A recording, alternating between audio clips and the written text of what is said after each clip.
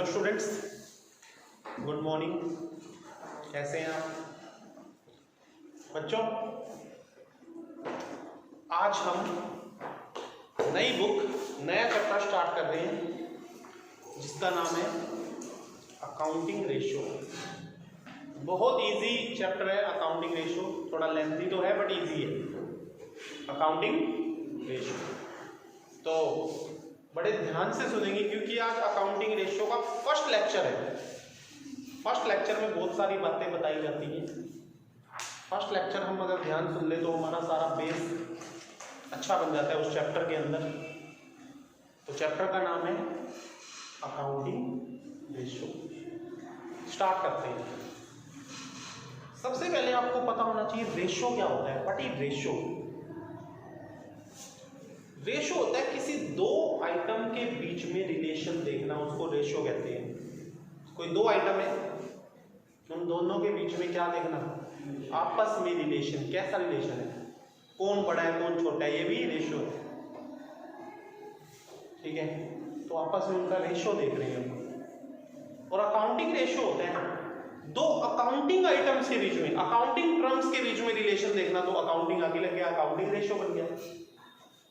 ठीक है, तो अकाउंटिंग रेशियो की डेफिनेशन क्या होगी? It refers to that ratio which shows the relation between the two accounting terms। two accounting terms, दो अकाउंटिंग टर्म्स या दो अकाउंटिंग डाटा या दो अकाउंटिंग आइटम्स के बीच में आपस में क्या देखना? रिलेशनशिप देखना। उसी को बोलते हैं अकाउंटिंग रेशियो। चाहे उसको रिलेशनशिप कहें, चाहे आप उसको कंपैरिजन कहें, यही रेशियो है। क्या है? रेशियो। दोनों में पता चल जाता है दोनों में कैसा रेशियो है। जैसे 2:1, 2:1, तो कैसा रेशियो हो गया?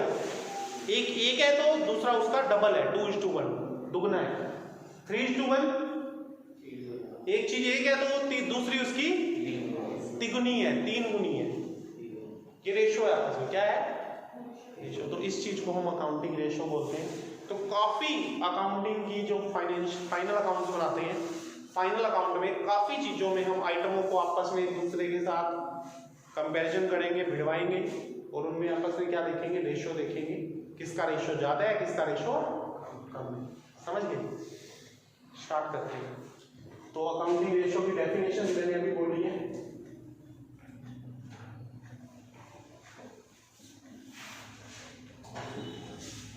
चैप्टर का नाम क्या है? Accounting ratio. It refers to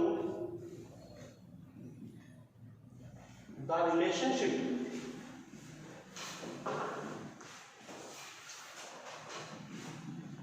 between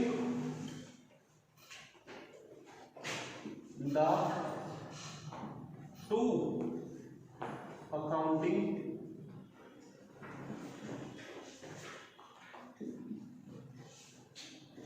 terms। दो अकाउंटिंग टर्म्स के बीच में क्या देखना? रिलेशनशिप। उसको क्या बोलेंगे? Accounting ratio. समझ? हम मेन टॉपिक पे आते हैं। अकाउंटिंग रेशियो 4 टाइप का होता है बच्चों। इसकी 4 कैटेगरीज होती है। कितनी कैटेगरीज? 4। ठीक है, तो बात करते हैं categories of accounting ratio, kinds या टाइप्स ऑफ अकाउंटिंग रेशियो।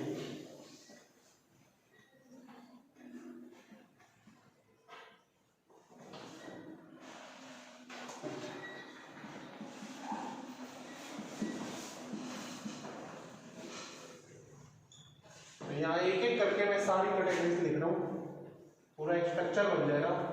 क्योंकि आप ये स्ट्रक्चर समझ जाते हैं ना तो आपको पता चल जाता है इस चैप्टर में है क्या क्या।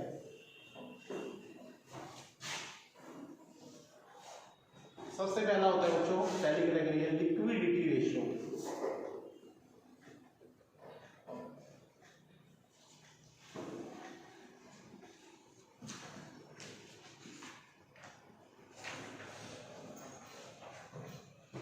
दूसरा होता है सोल्वेंसी रेशियो।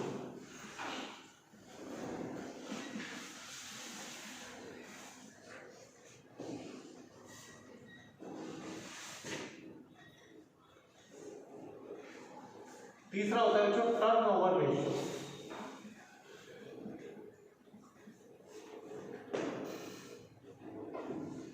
चौथा होता है प्रॉफिटेबिलिटी रेशियो।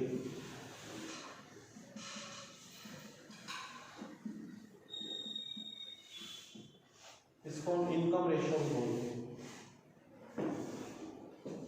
ठीक है, पहला क्या है लिक्विडिटी रेशियो। ये चार कैटेगरीज है बच्चों।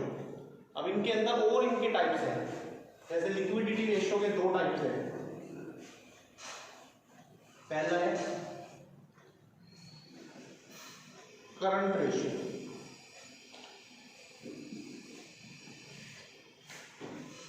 दूसरा है बच्चों क्विक रेशियो,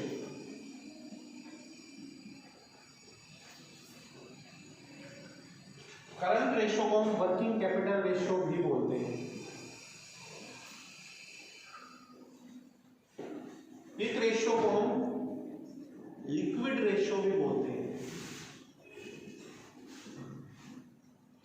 और इसको हम एसिड टेस्ट रेशियो भी बोलते हैं।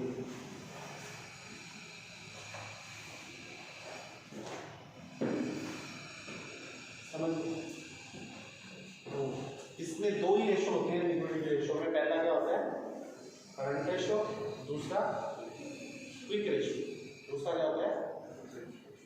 ठीक है बच्चों, दूसरा है सोल्वेंसी रेशियो। इसमें चार रेशियो आते हैं।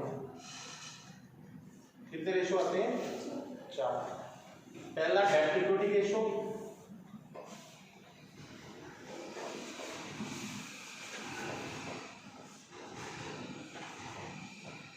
दूसरा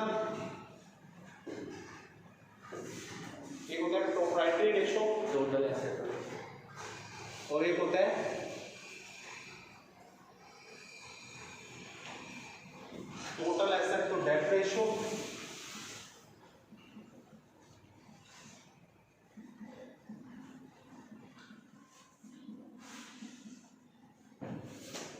एक होता है प्रोप्राइटरी रेशियो,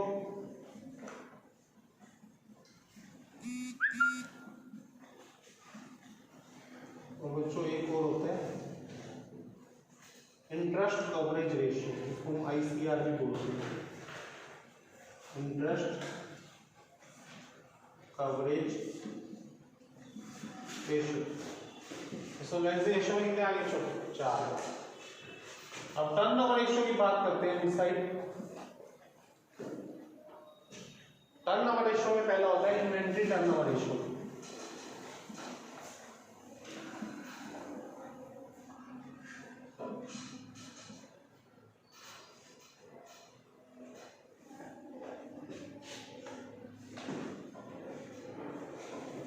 दूसरा होता है बच्चों ट्रेड रिसीवेबल टर्नओवर रेशियो।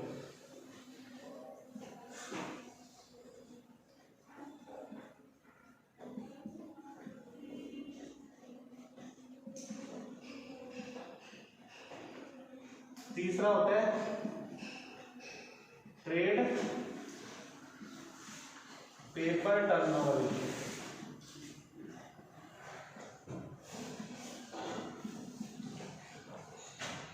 चौथा होता है वर्किंग कैपिटल टर्नओवर।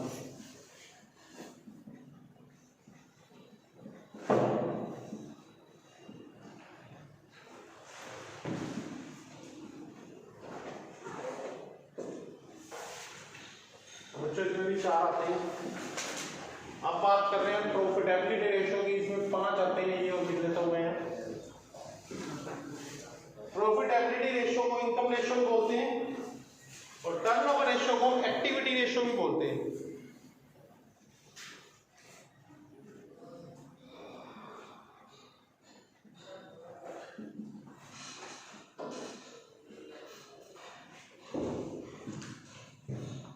अब इसकी बात करें, इसमें पहला होता है ग्रॉस प्रॉफिट रेशियो,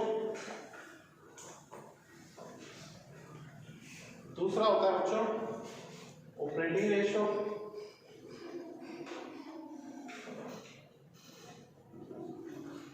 तीसरा होता है ऑपरेटिंग प्रॉफिट रेशियो,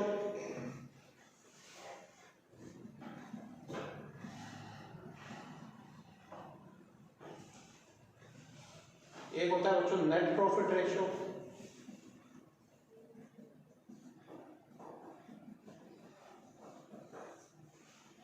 नेक्स्ट होता है ROI, return on investment, return on investment कैसे निकालते हैं, इसको हम शॉर्ट में ROI बोलते हैं। तो बच्चों एक बार ये चैप्टर है हमारा, कितने रेशियो हमने इस चैप्टर में पढ़ने हैं। पहला है लिक्विडेटर रेशियो, इसमें दो आते हैं, करंट और फिक्स, दो और चार, 6 और 4 10 और 5 15 रेशियो हमने टोटल पढ़े। ये सारे रेशियो आते हैं अकाउंटिंग रेशियो के चैप्टर में। हमारे +2 के सिलेबस में इतने हैं, वैसे रेशियो और भी होते हैं। +2 के सिलेबस में हम ये 15 रेशियो हम पढ़ेंगे, इसके सम्स करेंगे, ठीक है। तो आज हम स्टार्ट कर रहे हैं फर्स्ट वीडियो में। पहला करंट रेशियो और क्विक रेशियो। करंट रेशियो कैसे है, इसका क्या फॉर्मूला है, ये स्टार्ट कर रहे हैं। बोर्ड साफ कर दो ये, और ये नोट कर लें सभी। पोज कर लें। हेलो बच्चों, तो करंट रेशियो सबसे पहला जो हमारा फॉर्मूला है, स्टार्ट कर रहे हैं। Current ratio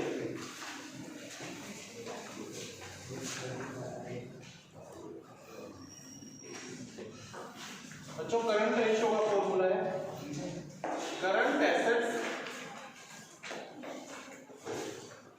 by current liabilities. बिल्कुल easy formula, current assets by current liabilities. बच्चों मान लो एक नंबर में डेफिनेशन आ जाती है, why prepare current ratio, why solve current ratio. Current ratio क्यों सोल्व करते हैं? तो बच्चों हमें कहीं से कुछ लर्न करने की जरूरत नहीं होती, जो फॉर्मूला है ना उसी की डेफिनेशन बना सकते हैं कि हम करंट एसेट और करंट लायबिलिटी में आपस में क्या देखते हैं, रिलेशनशिप देखने के लिए क्या निकालते हैं, करंट रेशियो। जो भी फॉर्मूला करो, जो भी आप यहाँ पर रेशियो निकाल रहे हो, उसका फॉर्मूला देखो, फॉर्मूले से क्या बनाओ, डेफिनेशन, ठीक है। समझ में आ गई आपको बात? तो current assets by current liability, ये इसका फॉर्मूला है। अब बच्चों को वैसे तो पता ही होती है करंट एसेट्स में क्या क्या आता है, फिर भी हमें एक पूरा फॉर्मूला लिखना चाहिए, ठीक है। करंट एसेट्स में आता है बच्चों, ये बुक में दिया हुआ है, आप बुक देख सकते हैं। करंट एसेट में आता है पहले करंट इन्वेस्टमेंट,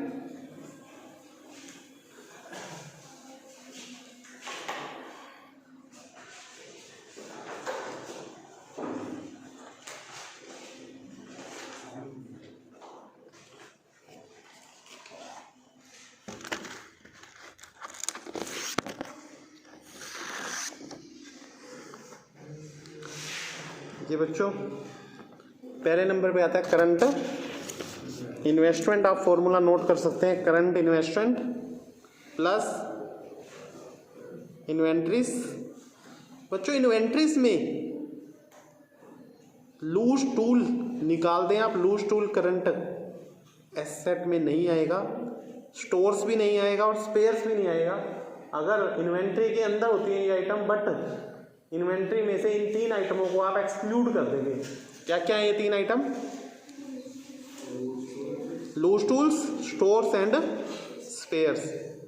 अब बात करते हैं बच्चों उसके अंदर और ऐड करें ट्रेड रिसीवेबल। ट्रेड रिसीवेबल में क्या क्या आता है? BR प्लस डेटर्स, उसमें से प्रोविजन माइनस हुए होने चाहिए। उसके बाद बच्चों और ऐड करें कैश एंड कैश इक्विवेलेंट। इसमें आता है cash in hand, cash at bank, cheque, draft in hand, ये आता है कैश एंड कैश इक्विवेलेंट में। और आता है बच्चों short term loans and advance, plus other current asset में आता है prepaid expense, accrued income and advance tax. तो बच्चों ये सारी हमारी क्या है, करंट एसेट्स है। क्या है, आप सभी ये नोट कर लें, मैंने आपको बुक में से ही सारी लिखवा दी है, तो ये इनमें से कोई भी नहीं छोड़नी, क्योंकि फॉर्मूला अच्छे से आपको लर्न होना चाहिए।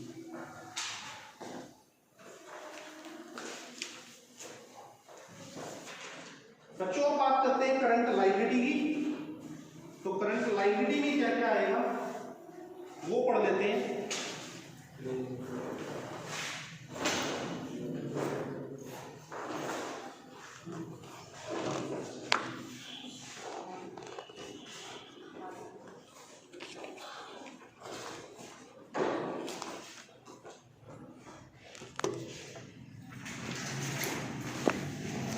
करंट लायबिलिटी में आएगा बच्चों short term borrowing.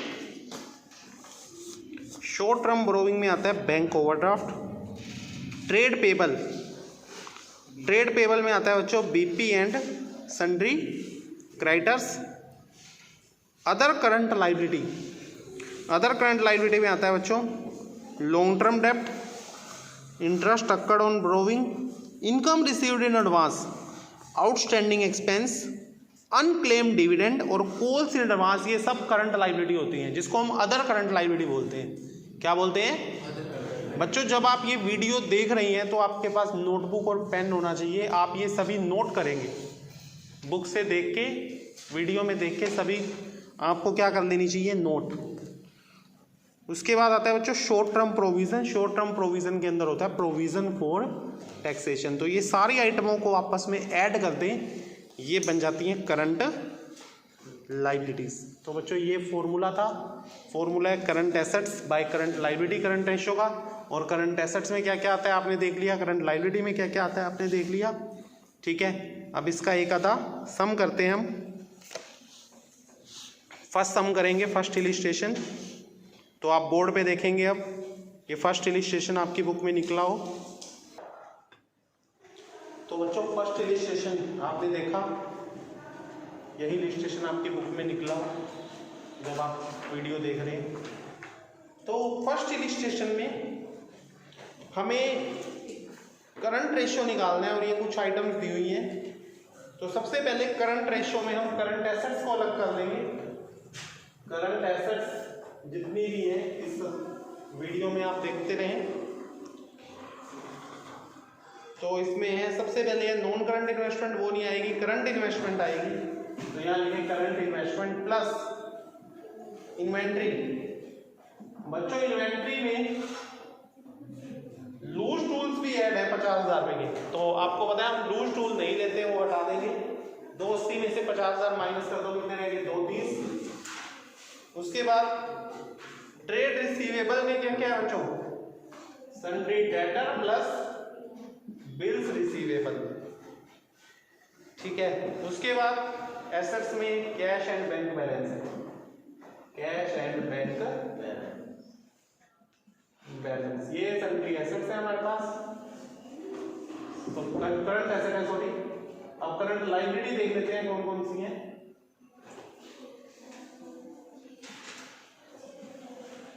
Current liability में है बच्चों शॉर्ट टर्म बोरोइंग,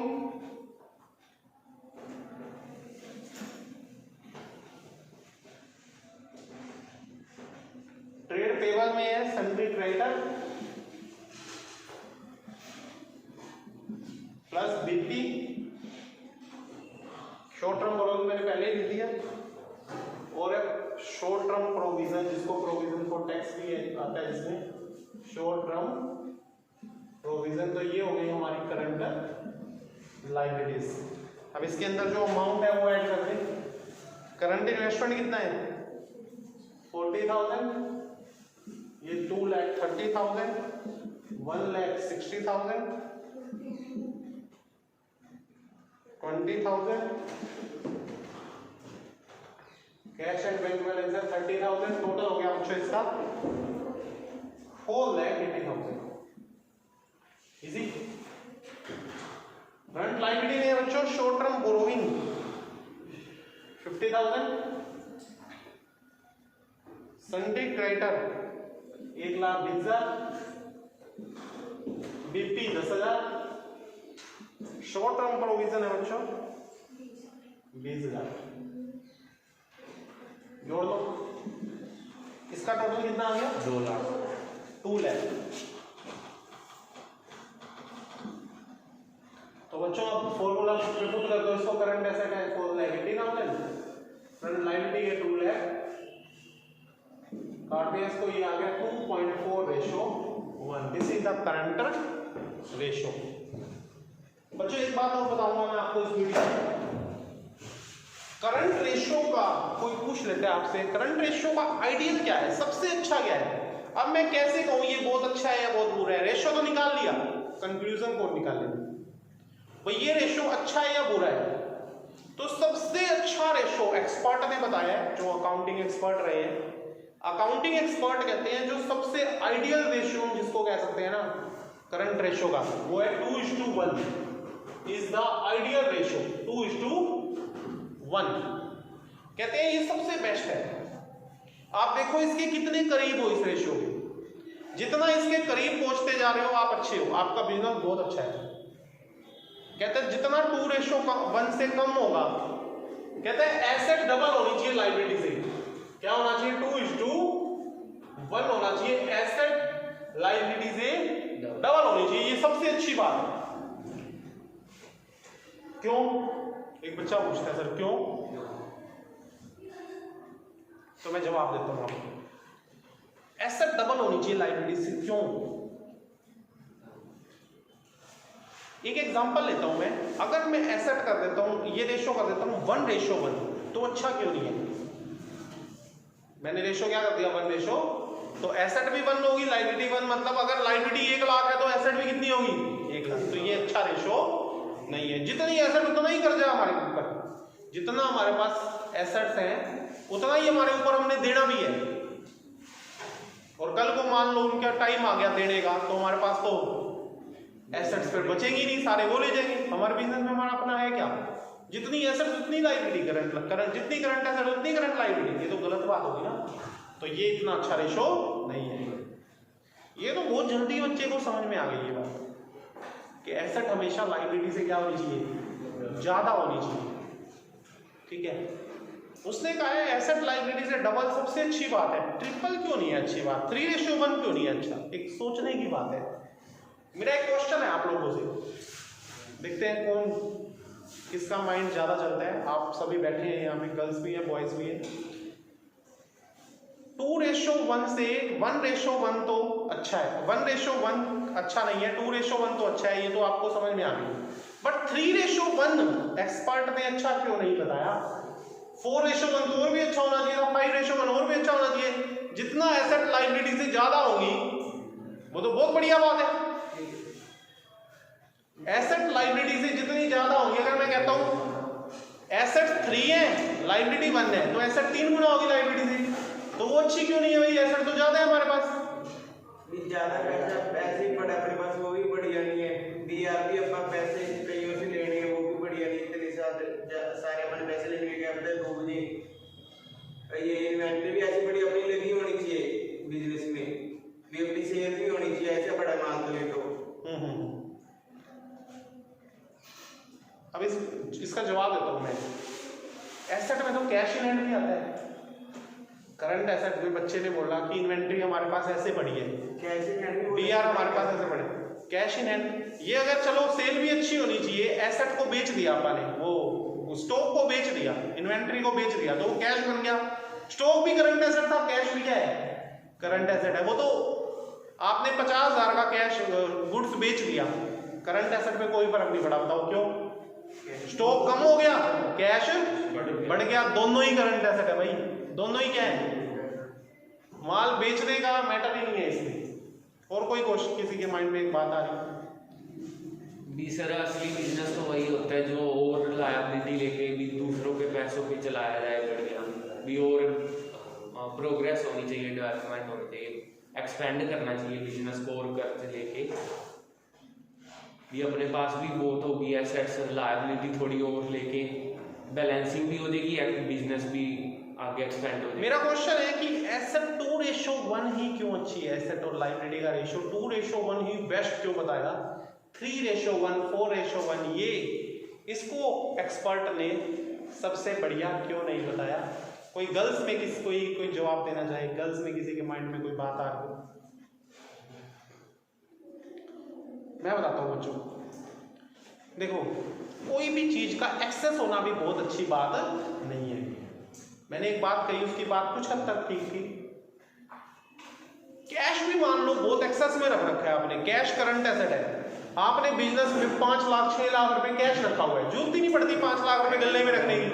5 लाख रुपए आपने गले में रखे हुए हैं, कैश बॉक्स में रखे हुए हैं, करंट एसेट उस वजह से भी बहुत ज्यादा दिखा रही है स्कोर। तो आपने ऐसा क्यों किया हुआ है? आपकी रूटीन एक्टिविटी में इतना खर्चा है ही नहीं, आप अपने कैश बॉक्स में इतने पैसे क्यों रखते हो? चोरी हो सकती है, एक रीजन। दूसरा, आप उसको कहीं इन्वेस्ट क्यों नहीं करते? रिटर्न आएगी आपके पास। कैश का फालतू में बिजनेस में पड़े होना, स्टॉक का बिजनेस में ओवरलोड हो जाना, इतना काम नहीं है, इतनी सेल नहीं है, उतना ज्यादा रख दिया, ये ओवरलोड होना, ये पैसा ब्लॉक करने की बात है। चाहे कैश है, चाहे स्टॉक है, चाहे बहुत ज्यादा उधार देना, अगर आपने इतना ओवर एक्सेस कर रखा है ये चीज कैश को, ठीक है, तो वो अच्छी बात नहीं है। अगर आपके पास मान लो 5 लाख बिजनेस में कैश पड़े पर जरूरत आपको 50-1 हजार की होती है, गले में इतना पड़ा हो कैश बॉक्स में एनफ है, आपने 4.5 लाख एक्स्ट्रा रखा हो, उसको कहीं इन्वेस्ट क्यों नहीं करते? कहीं ऐसी जगह इन्वेस्ट करो, कोई एफडी ले लो, अगर आपको कोई जगह नहीं, कोई और नहीं दिखती तो उससे क्या आएगी? रिटर्न आएगी। क्या आएगी? बट आपने अगर 5 लाख बिजनेस में ऐसे वेस्ट रखा हुआ है तो उससे ना तो कोई रिटर्न आ रही है, दूसरा चोरी होने का खतरा भी बढ़ता है। सबसे बड़ी बात ये it is the wastage of money है। आप बिजनेस में जो आपके पास रिसोर्सेज हैं, मटेरियल, मशीन, मनी जिसको हम बोलते हैं, उसका आप मैक्सिमम यूटिलाइजेशन नहीं कर रहे, वेस्टेज ज्यादा कर रहे हैं। तो ये रीजन है, ना तो बहुत ज्यादा होना चाहिए और ना ही बहुत कम होना चाहिए। तो 2:1 is the best ideal ratio. समझ गया आप बात? तो आपके पास बच्चों हर बात का जवाब होना चाहिए। कोई भी पता नहीं आप कहां सीए करते हैं, कहां किस लाइन में जाते हैं, ठीक है, बच्चा पता नहीं कहां जाता है प्लस 2 के बाद, किस शहर में एडमिशन होता है, तो आपके पास हर बात का जवाब होगा, तभी आप कामयाब हैं। हर बात का क्यों तो हर बात में लगना चाहिए, ऐसा क्यों? तो आगे चलते हैं बच्चों। तो आइडियल रेशियो से हमें क्या, हमारा ये चैप्टर पढ़ने का मेन रीजन क्या है कि हमें आइडियल अगर कोई है तो उसके जो हमारा रेशियो उसके कितना करीब है पता लगे।